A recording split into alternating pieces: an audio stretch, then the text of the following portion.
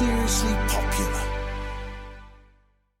This episode is brought to you by MeUndies. While MeUndies can't totally help your love life this Valentine's Day, they can offer you insanely comfy undies and loungewear to buy or gift. MeUndies has so many awesome Valentine's Day prints and styles. Plus, you can match with your partner, friends, or even your pets. This Valentine's Day, give the gift that'll keep them thinking of you and score huge site-wide savings at MeUndies.com/Spotify. That's MeUndies.com/Spotify. MeUndies. Comfort from the outside in. This episode is brought to you by Amazon. Sometimes the most painful part of getting sick is the getting better part. Waiting on hold for an appointment, sitting in crowded waiting rooms, standing in line at the pharmacy, that's painful. Amazon One Medical and Amazon Pharmacy remove those painful parts of getting better with things like 24/7 virtual visits and prescriptions delivered to your door. Thanks to Amazon Pharmacy and Amazon One Medical, healthcare just got less painful.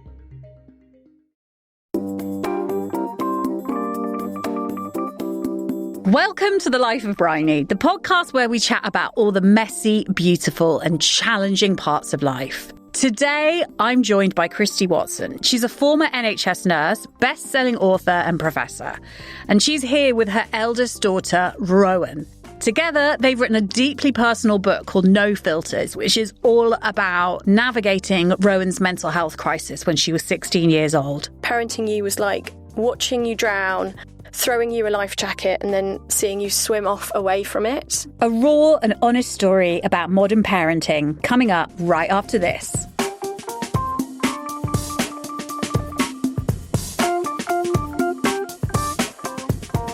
Hello, producer Jonathan. Hello, presenter Bryony. It's still January. Still January. Oh, I really thought that going away and January not really starting till the 6th, because that was when everyone went back to work, I thought that might make January less January-like. But it turns out January just gonna January. It's like a squash. You don't even get double concentrate. It's a double concentrate month. Yeah. It's a smaller bottle, but it's loads of the same flavour of January. Oh, how are you? I'm good. I had a mouse in my house.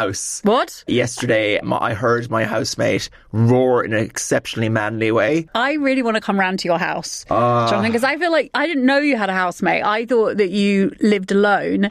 And I have this kind of, I feel it's weird that you know so much about me. Too much. And you've been around to my house and you've recorded this intro in my house and you've sat on my sofa and you've touched my heated blanket. Absolutely. That's not a euphemism, guys. And I think it's weird that I've not been to your house. One of these days we'll do a special from mine. So, sorry, there's a mouse in your house? There was a mouse in my house. Dark chocolate did the trick. What? Mice love dark chocolate, so if you set a trap... It's lucky I didn't come round to your house because I would be in that mousetrap now. Well, this is the question I want to ask you because I was thinking about this morning. If we were to set a Bryony-sized mousetrap, what should I put in there to catch you? Chorizo. Yeah. It will be either something to do with Taylor Swift or Arsenal. An Arsenal scarf. Or a season ticket.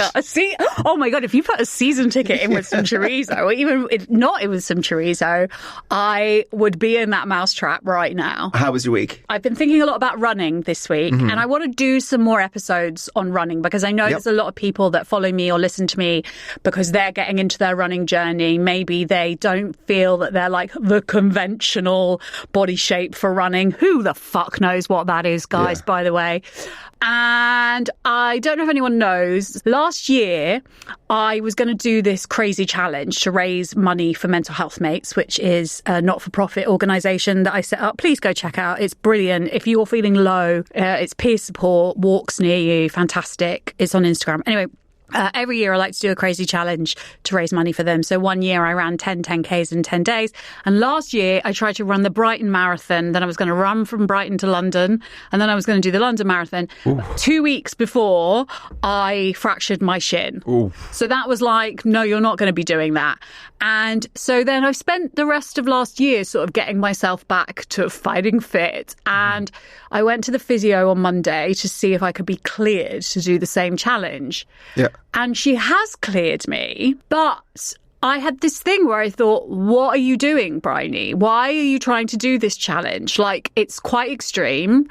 You could do just one of the marathons and that would be enough. Yeah. You know, I've talked a lot in previous episodes already this year about what my energy going into this year is. And I think often, and I don't know if anyone listening relates to this, often I find myself, without even realising, making my life harder for myself than it needs to be. And I really want to try this year to make it easier.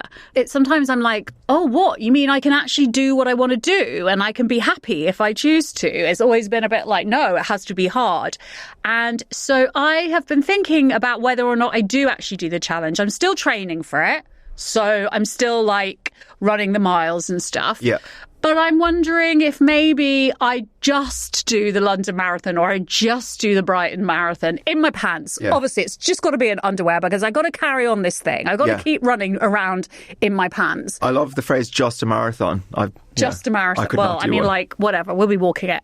But I've been thinking a lot about it, and I've been thinking about how what I really want to do is I want to do more running and more moving with like people like who are listening to the podcast, who like people like me who thought exercise isn't for them, but suspect it might be really transformational for their mental health. Yeah. And I've just kind of been musing a bit on that and and I wonder maybe I could get some thoughts from the lovely listeners. So I'm thinking about that. I'm thinking about what do I do in my life that is sort of almost unnecessary and too much and that actually drains my energy. Yeah. Sounds like to me that you're almost kind of going against your people pleaser tendencies and you're thinking, what about actually, no, what do I want to do rather than what should I do or what does someone else want? This is the other thing, Jonathan, that has also happened this week is that I finished the first draft of my novel People Pleaser. Hang on.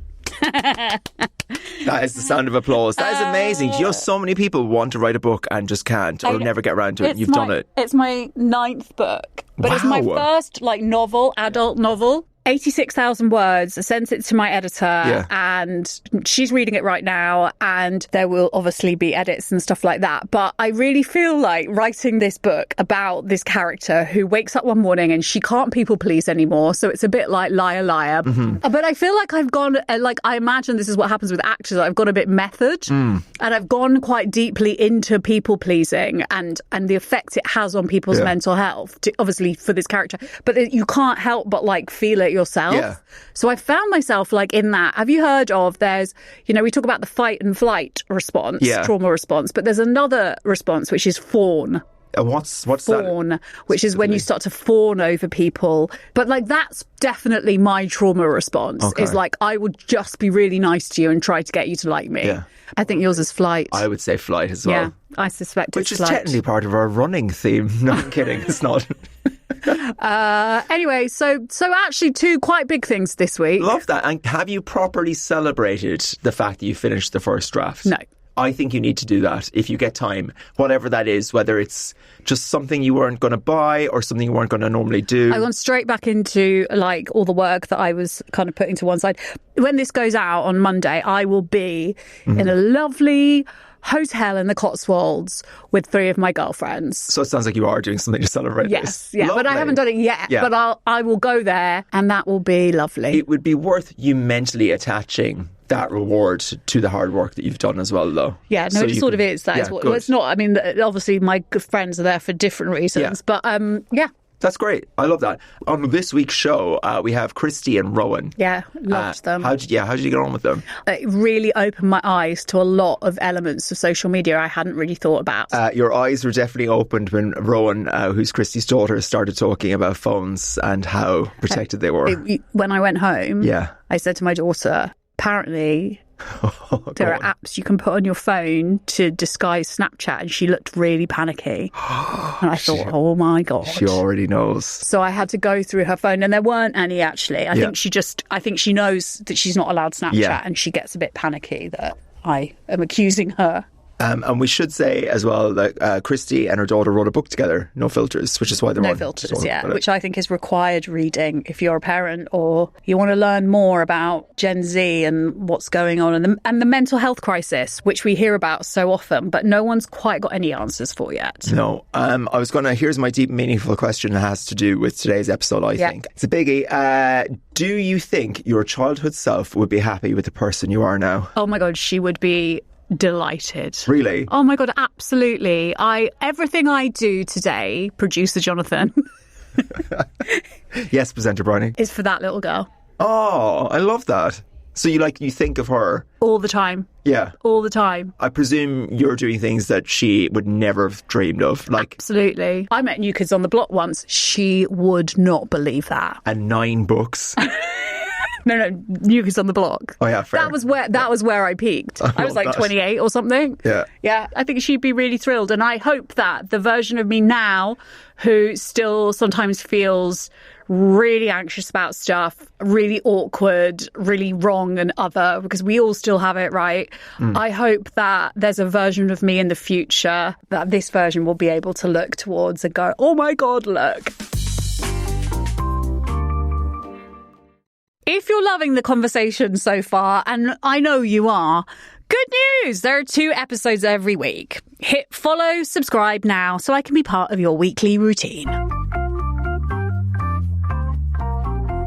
This book, guys, I think should be required reading for all mothers like me who have a child about to enter adolescence. Because what this book does, which hasn't been done before, I don't think, is it's a book, Rowan, about your mental health crisis. But really it's a book, I think, more generally about the mental health crisis that there is out there, which is this sort of disconnect between parents and their children's generation, and parents not really understanding why so many young people are suffering, because we're coming at it from our kind of generational experience. I was very mentally unwell when I was a teenager. Like you, I had a kind of proper breakdown. What I now realise were delusions, but at the time were just seen as kind of, I was being difficult. There were 1 or 2 of us in my school year who had, quote unquote, problems, you know? There was me and then there was a girl who was hospitalised for anorexia. But that was quite unusual. What's happening now is that actually mental illness in young people is really widespread. So there's a bit in the book where you say, for a time, keeping your friends alive via WhatsApp was like a full-time job. Yeah, 100%. And you, Rowan, were, compared to your mates, quite well. Yeah, I think it was a messy time. We were all just in shambles, pretty much. I was definitely one of the better ones. I didn't have to go to the hospital as much. I was very lucky in that way, which is surprising because to me it was the end of the world, and yet I was still one of the better off ones, which is terrible. It's so weird, isn't it? Because I felt like we were the only ones. As a mum, I felt like nobody else can be going through this. This is absolutely horrendous and nobody's really talking about it. And so that's part of the reason that we wanted to write the book together. And as soon as we did start writing the book and talking about the book, the amount of messages from people who say we're going through exactly the same thing, and even conversations with our friends saying, this is our experience as well. It's back to what you were saying about our generation. It was quite rare, or maybe different times, but now it seems to be, it is a massive, massive crisis. We're similar age, in our 40s, and like in the book, you write about how none of your friends were self-harming, and I didn't know anyone who was self-harming. That, for you, your friends, was quite a common thing? It was a very common thing. I feel like there was probably a time where I had more friends that were than weren't. Really? Yeah. It started becoming more common from the age of 12. I remember having friends that started getting into self-harm, which is very shocking. Yeah. Shocking. Can you remember when you asked me about it, or we were talking about it, and I said to you, I don't think I had a single friend who was self-harming. And, you know, there were eating disorders, and there was depression, and there was anxiety, and, you know, schizophrenia and all sorts of mental health disorders. But we didn't have self-harm.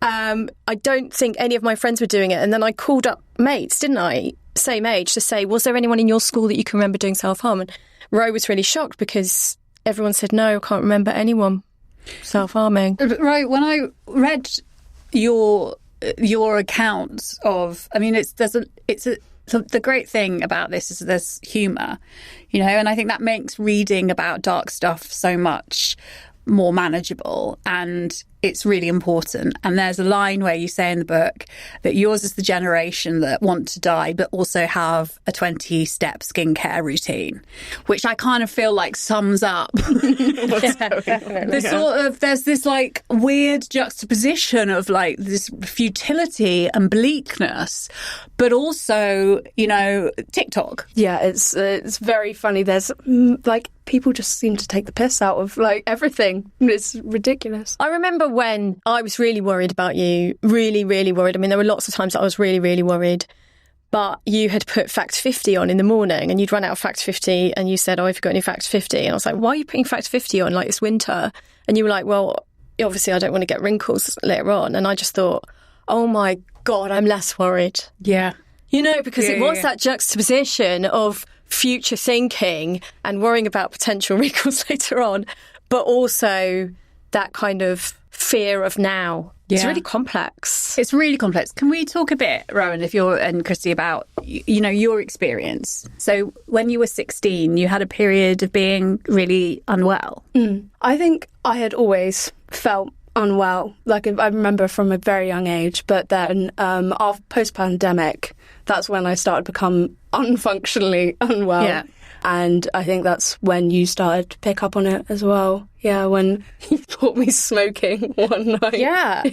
I mean, that's the first, because you'd passed your GCSEs with flying colours, you were doing really well. Did you think, I've won at parenting? I thought, I don't think I ever thought I've won at parenting. Because you know what? You're damned if you do, you're damned if you don't. But I thought you were doing really well, considering the state of the world and everything else.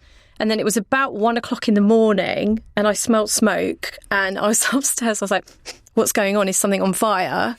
And I went down to your room and you were not only smoking a fag in bed, but like propped up by all these pillows, and just said to me, like, what's the problem? Why are you so stressed? Stress is not good for you. And I was like, have you lost your fucking mind? Frankly, like, I lost it. Totally lost my shit. Again, not good parenting. Well, I don't know. I think it's understandable. Like, because how old were you? 16? 16. Yeah. Like, smoking is bad for you, Christie. It's bad in bed when there's a fire risk. I mean, that's where mine were. Yeah. But yeah, it just seemed very just bad behaviour. And looking back, obviously that was the start of something major going on. And then it was a few days later that the school phoned and said that you were manic, is the word that they used. And then we went to A&E. Was it that day? Yeah, later that day. Yeah, and we found ourselves very quickly in the system that so many families are in. So can I row back a bit just to before you find yourself in A&E? And there's going to be a lot of people listening to this podcast who relate to this kind of story or who worry about their own kids and how to kind of look out for them. You say that this is the book you wish you'd had at the time. And so what I feel about this podcast interview and this interview generally is that it's like about helping people who might suspect they're in it or that they're about to be in it or who are in it. How can, your experience help them?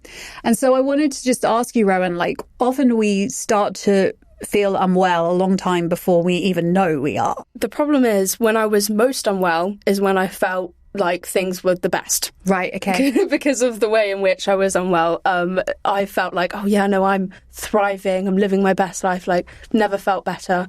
And honestly, I was just doing some not normal things, just acting strangely and indulging in like everything.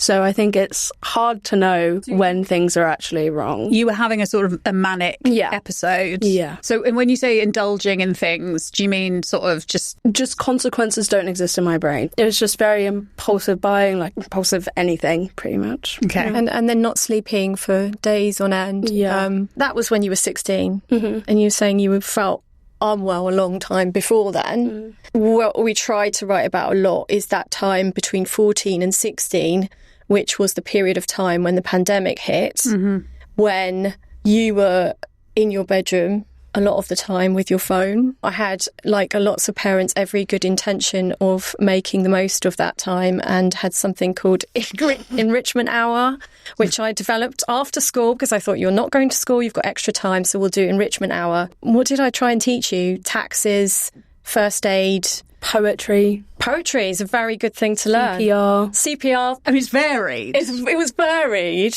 But yeah, I did that for about 2 weeks before you both said, we cannot carry on, Mum. Like, let us just be in our rooms like every other teenager at this time. And so I look back and think, you know, that pandemic time where all of us, myself included, were just scrolling on a phone for a period of almost 2 years and not really socialising in the way that you were normally. That must have, well, I felt unwell at that time. I'm sure you felt unwell at that time. I'm sure everybody felt unwell. Well, it was trying to connect, wasn't it? Yeah. At a time when disconnection was, when we were so disconnected. But yeah, like sitting looking at our screens for hours and hours a day was probably not that good for our mental health. Teenagers specifically, can I ask you, Rowan, what were you doing, you know, during lockdown in your bedroom all day? I was in a group chat, and from the moment I woke up to the moment I fell asleep, I'd be on that group chat messaging my friends. Okay. The whole entire time. Right. Yeah. And what were you talking about? Just anything and everything? Anything and everything. I mean, if you went to the toilet and looked at your phone again, you'd just have 500 messages there already, immediately. Social media, Rowan, I wanted to ask you what your relationship with social media is like now, and what you know, there's this eternal conundrum, isn't there, of like, what do we do about young people and social media? And the people that are often asking those questions are people like me who are older and also have a problem with social media. You know, it's kind of, it's a difficult thing. And my daughter just got her first phone. She just started secondary school. I know that you were quite late in terms of getting a smartphone, weren't you? You were 14, maybe? I was the latest of all my friends to get a smartphone. And then even later with Instagram and Snapchat, we used to do phone checks. So I just give Mum my phone at any given time and she can just go through it. But that was the condition, because I thought that was how to keep you safe. But do you think that wasn't how to keep her safe? Well, no. There's no physical way you can limit a smartphone. If you try and parent lock a smartphone, there's always a way out of it. So if you give your child a smartphone, you just have to go with the knowledge that they can access everything. That's really? 100%. Well, no, but hang on a second. Yeah, 100%. Well, even 100%. if you do the child the iPhone controls on them, yeah, I mean, that's how would you access Snapchat? You can go on the App Store and you can get apps where it's like an app disguiser. So they can download Snapchat on the phone and make it look like the Clop app.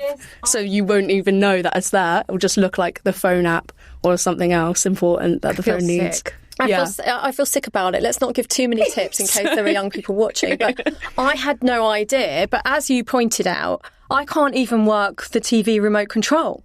So what I thought I was going to see and being able to do on this smartphone and how I was going to monitor it, I don't know. I hate myself. It's so tricky, because you also said that you would have been ostracised, and you were ostracised. I was for a very long time. I was the last one, and I was so mad at you for not letting me get Instagram or anything like that. Well, that's the danger. You're damned if you do and you're damned if you don't. You are.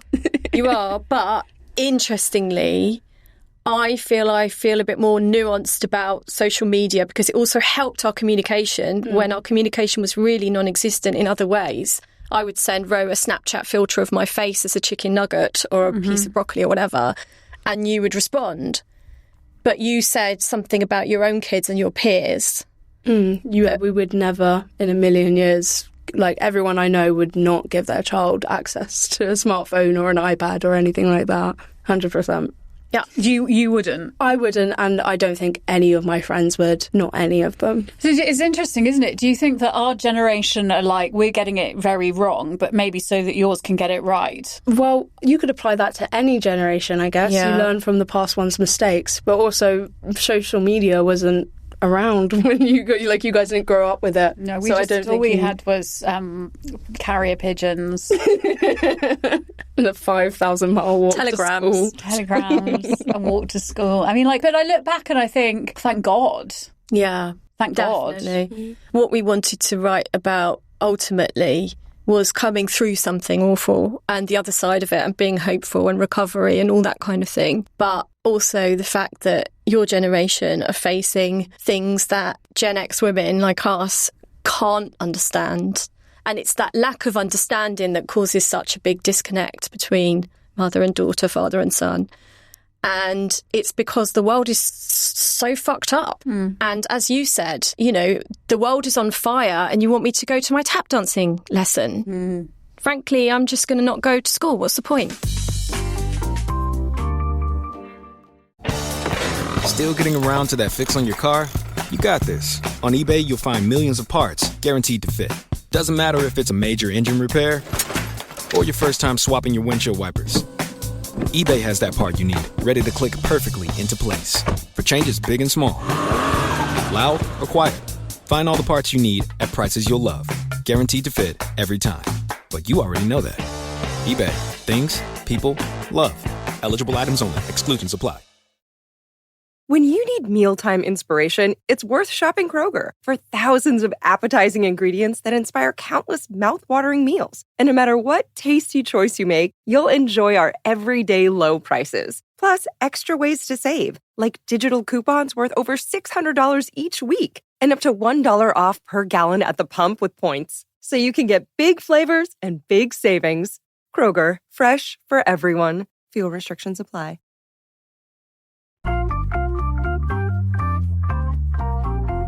You have this breakdown, this manic episode. You go to A&E and then you then find yourself in the CAMHS system like 400,000 other children, you know, at the same time.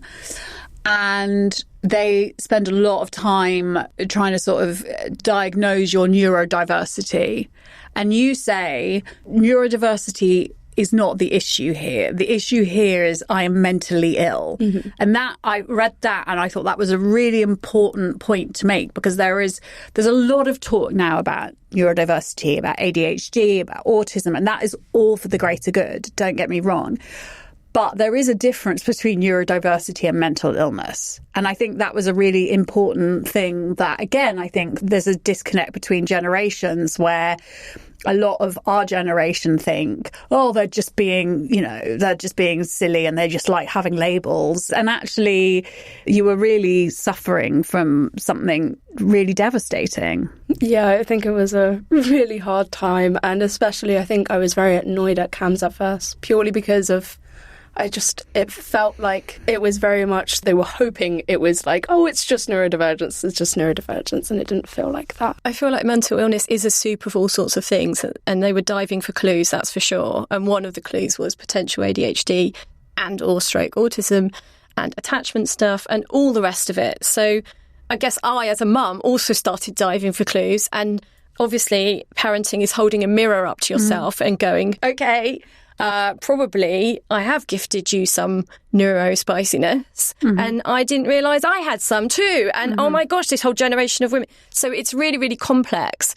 But I think you're right to separate that out, because actually when we got the leaflet sent home from CAMHS from A&E, do you remember it had advice on it, which I'm sure is very good advice. But at that moment of crisis, it felt so belittling to you. Is that the right word? It was patronising. They gave me a crisis plan. So basically, whenever you're in crisis, you go through these steps. And it was nice things like go for a walk, have a bath. But if I'm in crisis, don't think a bath or a cup of tea is going to interest me. I think you were very angry at the world. Yeah. And so you were angry at me, you were angry at CAMHS, you were angry at school, you were angry at everybody, which is, I think, entirely appropriate, actually, looking back. But when we got the appointment for CAMHS very quickly, I was worried about that, because I thought Rowan must be really, really unwell to get an appointment at CAMHS, because they're so underfunded, understaffed, under-resourced, as we know. They're really struggling to make appointments. People are waiting on the waiting list for months and months and months, if not years, some people. And the fact that we got an appointment so quickly worried me, because I thought, gosh, they must be really, really concerned. And I found them helpful. So I think as much as it was a difficult process, you know, I felt like they were helpful for us. And perhaps your experience was different. But there was nothing else at that time, was there, in terms of help? And I think therapy at CAMHS was a really good thing, actually. What do you think you needed at the time? Well, at the time, I was thinking, somebody should do something, But I look back and I don't really know what you could have done. I think I just needed a big hug, good cry, and just understanding. But also, I know that probably wouldn't have solved it. So it's just... Sometimes we're not problems to be solved, you know, and I think you just nailed it there where you say that, like, what you needed was a big hug. And actually, that's obviously what you did. You held her through it. And it is, I think, a lot of...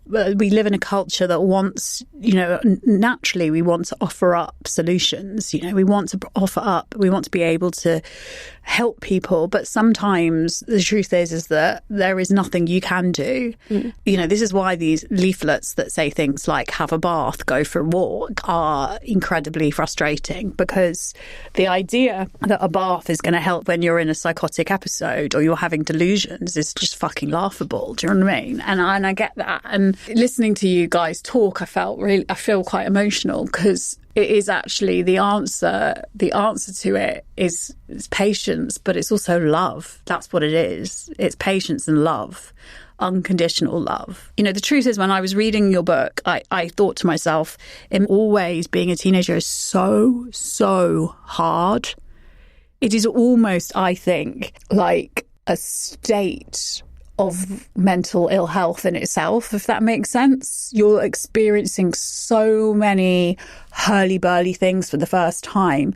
You have this cocktail of incredibly powerful hormones at you, you know, and it's a kind of wonder anyone gets through it without having some sort of spiral, actually. And I think when you throw in this sort of toxic soup of, as you say, like pandemic, social media, climate crisis, AI, you know, all of these things, it's like, well, it's actually really appropriate that you might have a psychotic break with reality, or often I think mental ill health is we think that it's a sign of madness, but in fact it's a sign of sanity. And actually the real madness is when people kind of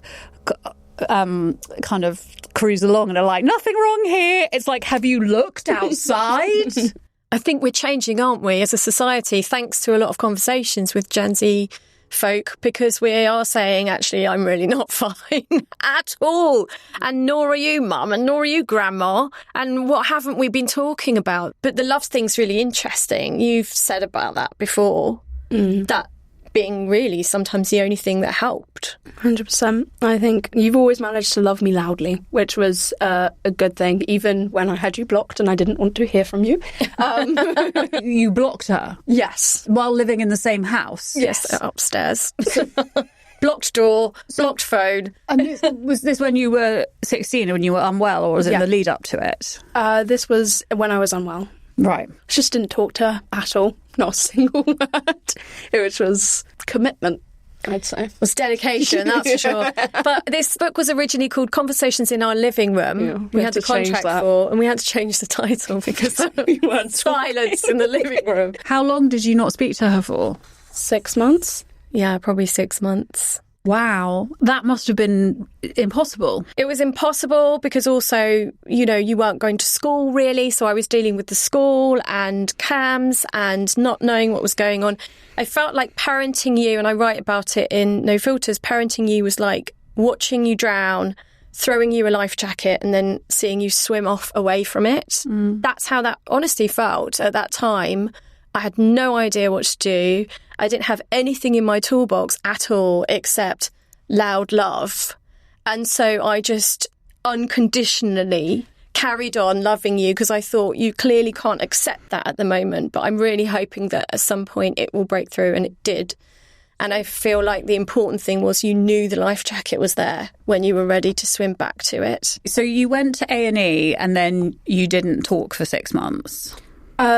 It was a couple weeks of arguing, and then it was the no talking. I mean, when I say there was literally zero communication, I would ask you a million questions and then I would try softly, nice cop, bad cop, everything. But it was either stony cold silence or like one word answers or get out of my room type stuff. And so that's when I thought, if social media is a language that you speak, I'm going to have to learn this language. And I went onto Snapchat and basically degraded myself as much as possible. For turning yourself into an apple. Or anything, Einstein, and I would send you these little clips. And that's when I think our humour has always been something that's managed to pull us both back from dark places. And we've always found things funny. Even the very worst times, we found things funny. And I can even remember Cam's, you were assessed by another psychiatrist, and he'd come in to chat to both of us. And by that stage, we hadn't slept for months. I'd been listening to every noise. Ro had been pacing up and down every night. We'd been awake. And we started arguing in this Cam's assessment.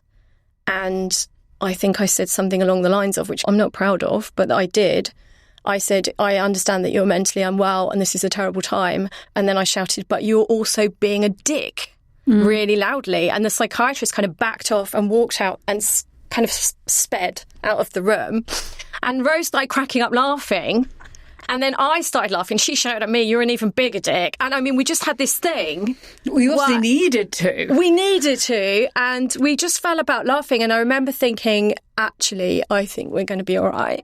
Because there's something there that, it was humour that always broke through, I think, the sadness.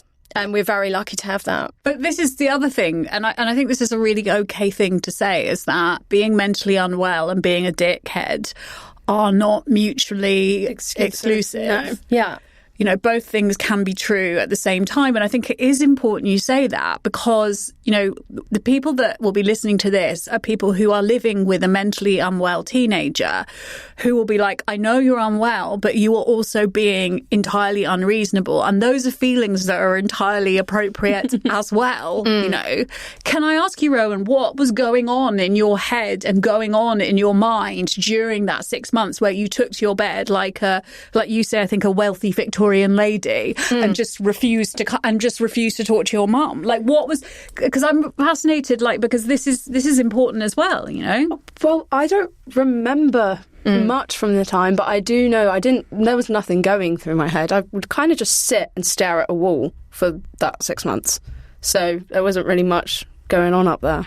Really? Yeah. It's terrifying. And I would be like, coming in, would you like hot chocolate, or should we go for a walk, or let me open the curtains? And it was just, I just didn't know what to do. I just didn't know what to do. So I just thought to myself, do you know what? I'm just going to have to love you really, really, really hard and really hope that you find a way back. And because your struggle, whatever it was going on, existentially, mental illness-wise, everything-wise, was internal, your recovery was internal as well. It was really about you wanting to get yourself better and at that point wanting to stop looking at the wall or whatever happened. And it did happen eventually with time, but there wasn't one specific thing that made you feel okay. I think it was just lots of little things over time, and then over time I became more willing to accept bigger things and then started doing more. They didn't give you a diagnosis? No. They had lots of working diagnoses, which were all pretty scary, I have to say. Which were things like? Long lists of every mental illness you can ever imagine. I think they were grasping at straws. Schizoaffective disorder. Everything, because it was it felt like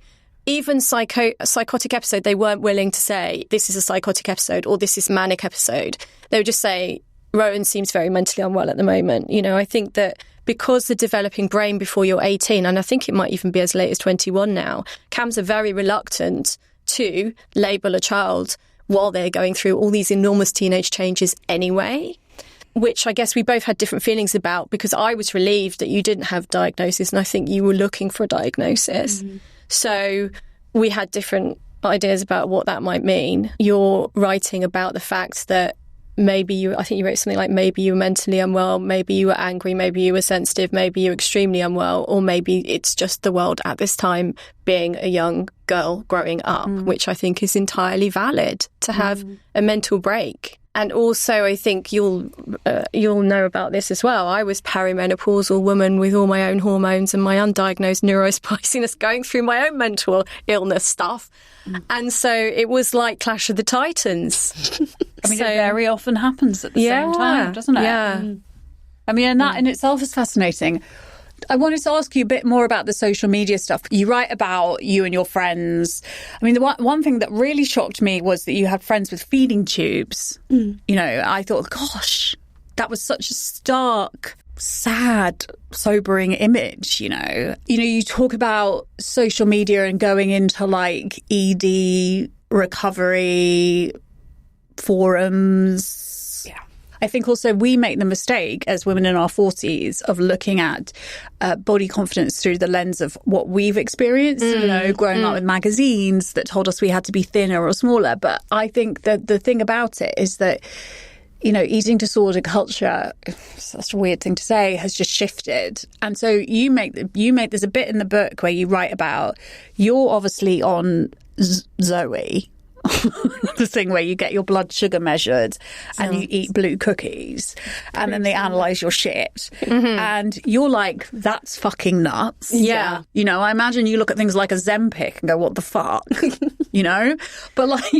But there are different, that's not to say there aren't things that affect you that perhaps we don't understand. And I would love to hear more about that, because I think the most important thing is like opening up these conversations and knowing, what is it that affects you as a 19-year-old? What is it that my daughter will be grappling with in the next few years? Because I want to understand that, because I know it'll be the same feelings I went through, but it'll be about different things. I think social media now has this big emphasis on fitness and health, and sometimes it's done in a way where it's extremely disordered and you can almost see this person is clearly struggling and that this is not a healthy lifestyle, because it's almost not too healthy, but when it's taken to the extreme and it's just like a rebrand of a new eating disorder. It's not really any different. And I think a lot of people fall for an aesthetic type of lifestyle. Like, there's this type of lifestyle that I feel like a lot of girls my age would like.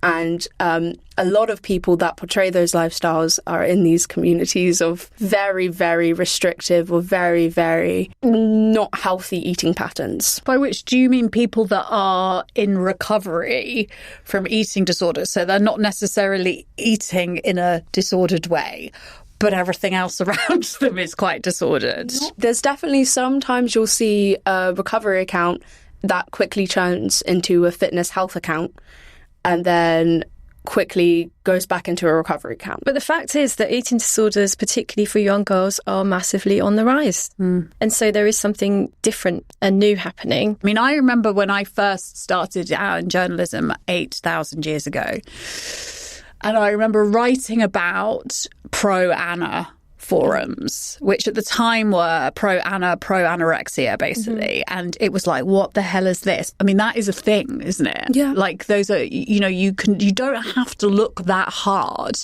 to find content.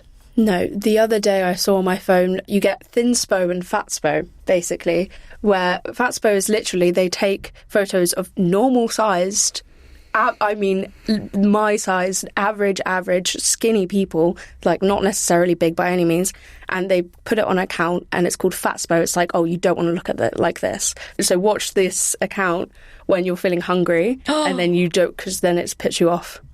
And it's normal bodies, not in any way bigger. And did that just flash up on your phone? Yeah, just on my For You page. So is this the problem in itself? Is that we are trying to, and this is something that parents experience, and you will probably experience as a parent as well, is that we are trying to stop people from experiencing life as it happens to them. And unfortunately, a certain proportion of people men, women, whatever in between, will experience disordered eating. And the mistake maybe that we make as parents is trying to protect our children from this world.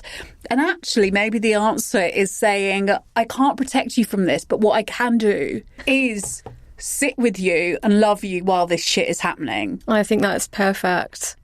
That's a philosophical breakthrough. There you go. Found the answer. I think that's all you can do, actually. I think role modelling is really important as well, as we know.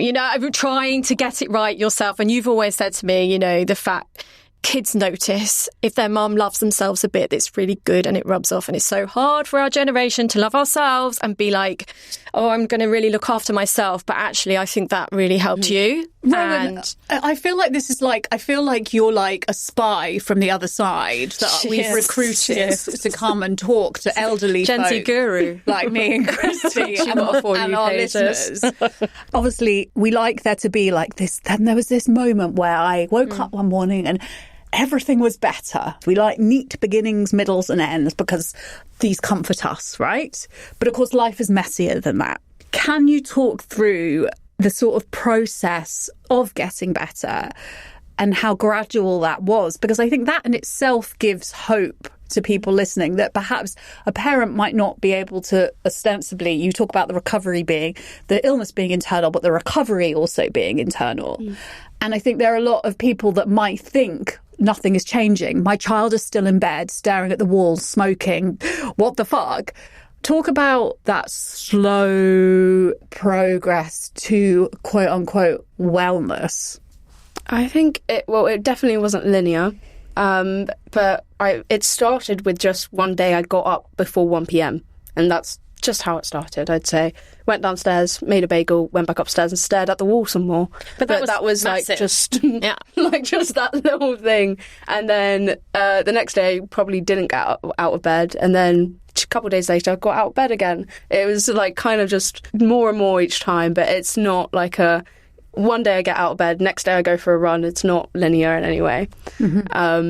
But I remember there was a moment where I felt like I was back in the place, like a couple months afterwards. And the problem is when you're in that state, you feel like it's never going to end. You kind of don't realise, it's going to pass. It feels like you've always been like this and you will always be like this and there's no options ever. And then it passed again. And then I kind of was like, okay, maybe I can do this. Just hold on until it passes each time. And yeah. I think that's really good advice. And let's talk about now. You've written your first book at the age of 19, so already bossing it. But I don't want to put pressure on you. You're at uni? Yes, university. I'm studying classics, which I like very, very, very much. What do you like about classics?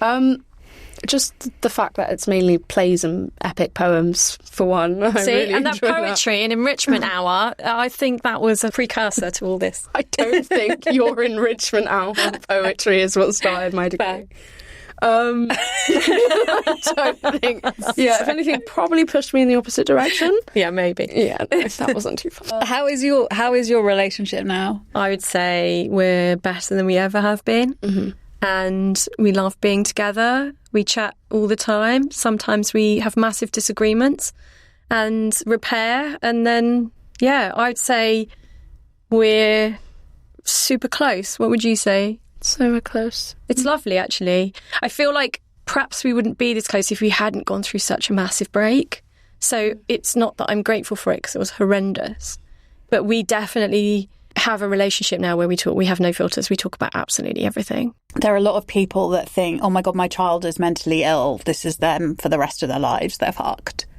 And what I would say is that, no, if you get treatment and you get help, your life does not have to be defined by your mental illness. You know, I think sometimes the hardest way out is through, and facing these difficulties. And I think that's what you show you two so beautifully, that like life can be unfathomably hard. And you went through 6 months of your daughter not talking to you. Like to me, that is like, I feel stomach sick thinking of that, but here you are now, stronger for it. And I think that is a really beautiful thought to end on. So I just want to thank you, Rowan and Christie, for coming and sharing your experience and your story, being so generous to do it. And I'm so happy that you seem happy now. Thank you very much.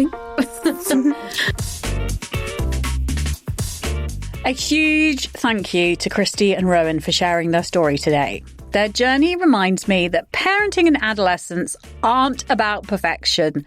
They're about connection. No Filters is a testament to the power of rebuilding relationships, even when it feels absolutely impossible.